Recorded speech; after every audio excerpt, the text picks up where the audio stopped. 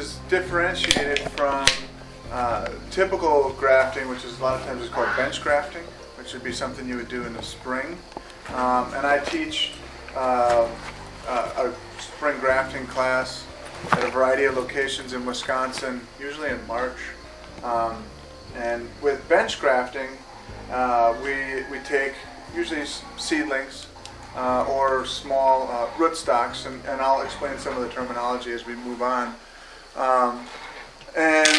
We actually will graft right there. Like this would be something you would do in the nursery trade, sitting at a bench, right, in the greenhouse, and you'd be splicing together and grafting in production, or maybe just in a small amount. But now, summer grafting a lot of times would be called budding or bud grafting, and you can do a little bit of other strategies, techniques with the as you would like in spring, and I'll cover that too as we start to progress. So, does anybody here have any experience grafting fruit trees? All right, wonderful. Anybody here have any successful experience grafting fruit trees? All right. About the same amount of hands. That's cool. That's very cool. You taught me this spring. Yeah. And it worked. Wonderful. Wonderful. So, by the way, my name is John Holtzwart. Wear many hats.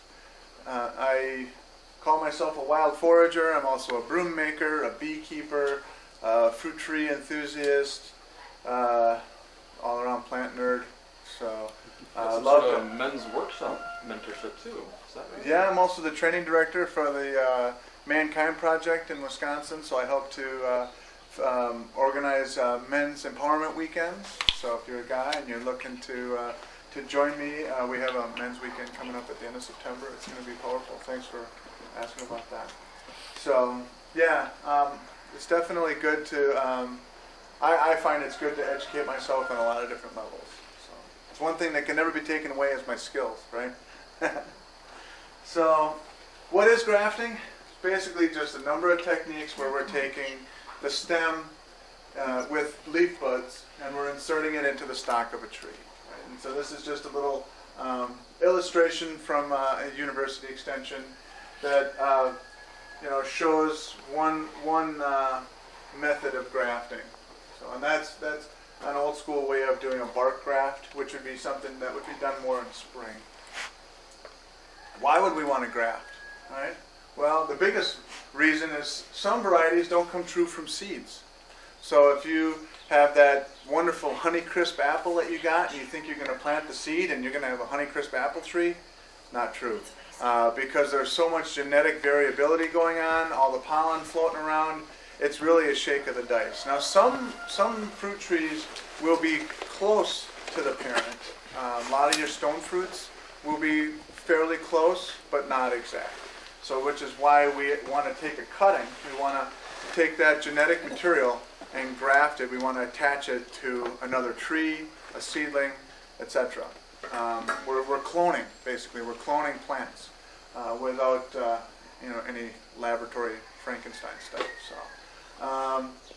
But what grafting does allow is it allows for growing a mix of early to late fruit. Right?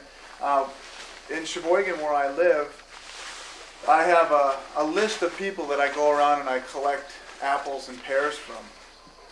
And so my motto is when I see someone who's got a property loaded full of fruit, and I'm guessing that some of you may have seen, you've driven past a house and there's just fruit all over the ground, right? And for a lot of years that really kind of like just saddened me, like, oh, this food going to waste, So my motto is, the more I take, the less you rake. And so then I just knock on the door and create a connection, and pretty quickly I've got my route, and then I just give them a call, hey, are we still on, etc., and from year to year.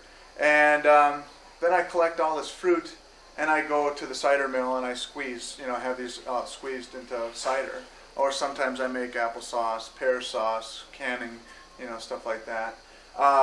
But a lot of these places, it was really cool. Like this homeowner thought, in like 1980, all right, I'm going to plant this apple tree with the kids, and oh, this is so great. Well, decades later, the kids have grown up and moved out, and now grandpa and grandma, what are they going to do with 2 or 3 garbage cans full of apples all at one time?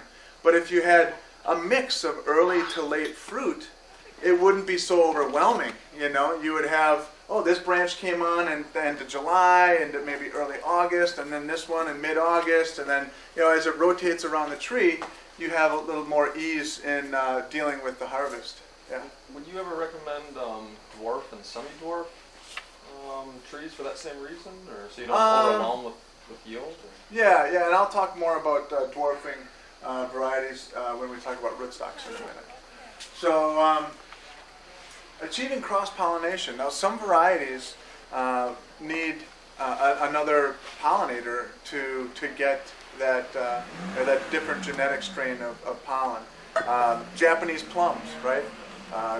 It's really good to have 2 varieties of Japanese plums. Pawpaws, right? Pawpaws need different genetic pollen to be able to set fruit. Some people might not even understand that if you, geez, I've got this one plant and it's not setting fruit. What's going on? It flowers every year, etc., etc. So that's where maybe some homework might be needed.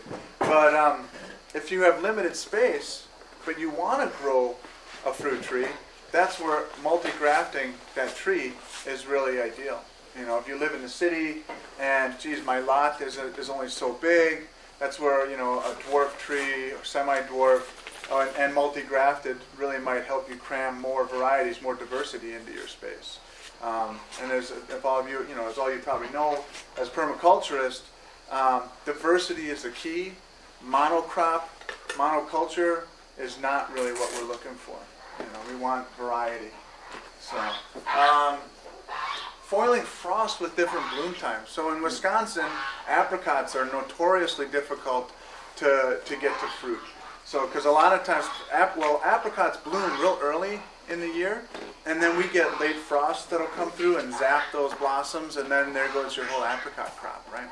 But if you've got multiple varieties on one tree, maybe you've got some that bloom a little later, some that bloom a little earlier. There's a good chance you can sidestep that frost and still have a partial crop. Preserving antique or local varieties. Right? So in the grocery store right now, we've got maybe a handful of apples that you can go and buy. They're just, pretty basic stuff. Yeah, all right. Yeah, the geese really want some apples, I think. But but when we look at the big picture, there are thousands of heirloom apples out there. Some heirloom apples have even gone extinct already, and some are starting to be rediscovered. There are fruit hunters out there who actually. There's one guy. I believe he was in Washington State. He went back and he looked at the state fair, log, and like 1910 or something, where a guy, Farmer Brown had entered his, Brown's russet apple or something of that nature, but it was nowhere in the trade. None of the collectors had it. It was gone. So he went and he looked into where was Farmer Brown's farm. Oh, okay. He had this 40-acre parcel in this county, and he went there and looked. It was a subdivision. There was a housing development there. But in the back corner, there was still a small parcel of woods and a few apple trees. And from the watercolor drawings of the fruit that were there because a lot of these old fruits, if you look at old agricultural bulletins, you'll see these old colored pencil or watercolors. He matched up one of the fruit to the drawing, and he rediscovered this apple. So, and that's starting to happen more and more, and it's actually really exciting. And these people, I almost get goosebumps just thinking about finding these lost trees, these lost varieties.